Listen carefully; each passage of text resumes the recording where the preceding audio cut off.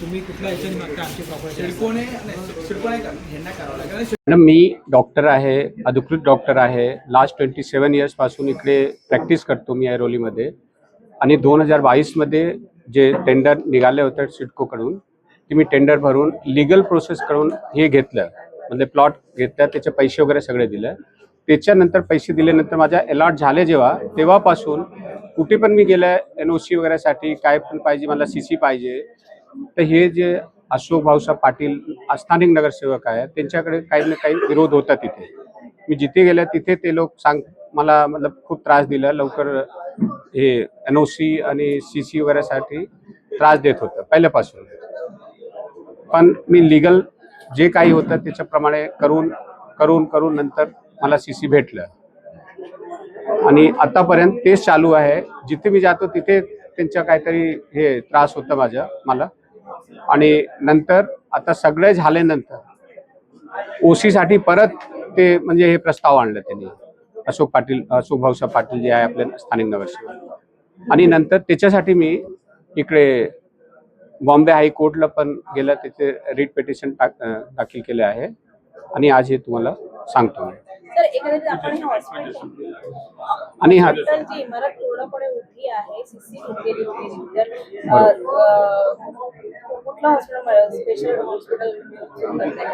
हे flamingo multi speciality hospital आहे madam.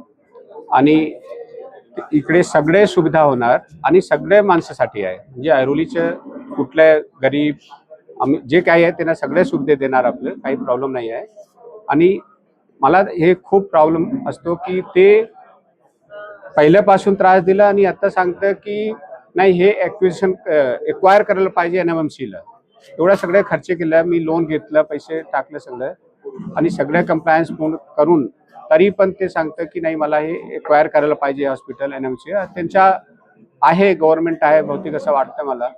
तर मला असं खूप भीती वाटतं. अजूनपर्यंत दिलंच नाही. अधिकारी असं सांगितलं की तुमच्या आता महासभामध्ये हे झाले आहे, प्रस्ताव आले आहे, त्याच्यामुळे मी आता OC देऊ शकत नाही. त्याच्यासाठी तुम्हाला थांबायला पाहिजे. डॉक्टर संजय सिंग. कसं आहे, मी या ठिकाणी आपल्याला माहित आहे, मी या प्रभागामध्ये गेली 15 वर्ष स्थानिक नगरसेवक म्हणून काम करतोय.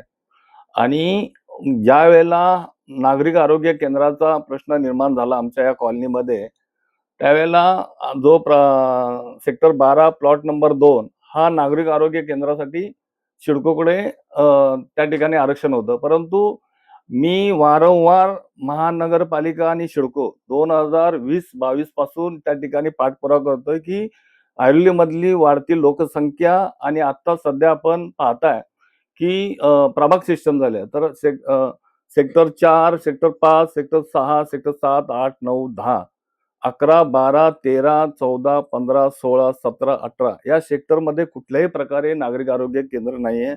माझी मागणी सुरुवातीपासून होती, आताही आहे, भविष्यातही राहील, की ही आपण वाढती लोकसंख्या पाहता या ठिकाणी नागरिक आरोग्य केंद्र हे महानगरपालिकेने या ठिकाणी बनवण्यासाठी मी प्रयत्न केला. परंतु कोणाला खाजगी विकासाला सिडकोने प्लॉट तो अलॉट केला, विकला. ज्या वेळेला सिडकोने हे टेंडर काढलं त्यावेळेला सुद्धा माझी मागणी होती की हे टेंडर निघाल्यावर रद्द करावं आणि महानगरपालिकेने त्या ठिकाणी नागरिक आरोग्य केंद्राची सुविधा करून लोकांना, या ठिकाणच्या स्थानिक नागरिकांना सुविधा कराव्या. परंतु कुठल्याही प्रकारे महापालिकेचं प्रशासन होतं, का दुर्लक्ष केलं मला माहित नाही. आणि सिडकोने सुद्धा ह्या काही गोष्टी, महापालिका अनेक प्लॉट मागत होते, परंतु काही झालं मला माहित नाही. परंतु सिडकोने का तो प्लॉट विकला त्याचं सुद्धा आम्हाला माहित नाही. तो डॉक्टर कोणी ते काळे आहेत का गोरे आहेत त्यांचा माझ्याशी कधीच संपर्क झाला नाही, माझं बोलणं पण नाही झालं. त्यामुळं माझं त्यांच्याबद्दल माझं दुमत नाही, परंतु मला माझ्या या ठिकाणच्या नागरिकांना नागरिक आरोग्य केंद्र पाहिजे.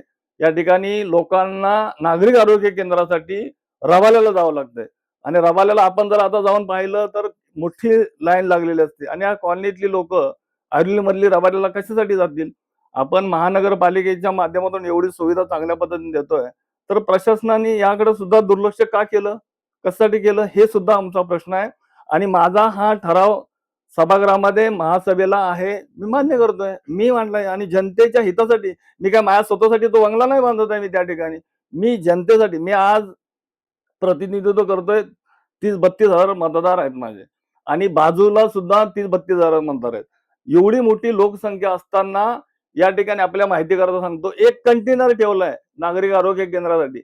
आपल्याला हे शोभतंय का? या प्रशासनाने एक कंटेनर ठेवलाय आणि ही जागा नागरिक आरोग्य केंद्रासाठीच होती. मी एखाद्या व्यक्तीने घेतलेला आहे, तुम्ही परत दावा करा असा आहे की तुमचं नाही, हे बघा, हे हमकारी सो कायदा या पद्धतीने यांचं सर्व चाललेलं आहे. हे बीजेपीचे नगरसेवक अशोक पाटील यांनी जेव्हापासून या डॉक्टर सी म्हणून या व्यक्तीला हा टेंडर प्लॉट लागला त्या दिवसापासून त्याच्या मागे हात धुवून मागे लागलाय. आता त्याचा पर्सनल इंटरेस्ट काय ते याच्यामध्ये माहिती नाहीये.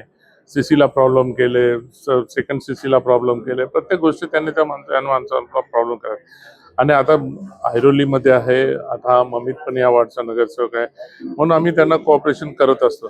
शेवटी काय असतं की काही गोष्टी अशा असतात की, आणि हे मला वाटतं हे पहिल्यांदाच नव्या मुंबईमध्ये असं घडते की ॲक्विजिशन झालेल्या बिल्डिंगला म्हणजे पूर्णपणे रेडी झालेल्या बिल्डिंगला आज ही नवी मुंबई महानगरपालिका प्रस्ताव आणते ॲक्विजिशनचा. याला प्रोसिजर असतात आणि त्या प्रोसिजरनी जायला लागते. कुठल्याही प्रोसिजरला सर्व प्रोसिजर फाट्यावर मारून त्यांनी अशा पद्धतीने ते आणले. प्रत्येकाचा याच्यामध्ये स्वार्थ आहे, त्यांचा काय स्वार्थ लपलाय माहित नाही, त्याच्यासाठी ते त्यांचे चाललेले प्रयत्न आहेत. सेक्टर 15ला का जागा नाहीत अशातला प्रकार नाही आहेत, पण जाणून बुजून त्रास द्यायचा. तुमच्याकडे मेजॉरिटी आहे म्हणून कोणालाही कशा पद्धतीने, शेवटी ही लोकशाही आणि बाबासाहेबांनी काही घटना लिहिलेल्या आहेत आणि जर अशा पद्धतीने होत असेल, आज त्या डॉक्टरांच्या प्रेस समोर बोलताना त्या डॉक्टरांच्या डोळ्यामध्ये आसू आले. म्हणजे हे तुम्ही कोणावर आणि कुठल्या घटकावरती तुम्ही अन्याय करता याचा पण तुम्ही विचार करायला पाहिजे. सर, माझा अजून एक प्रश्न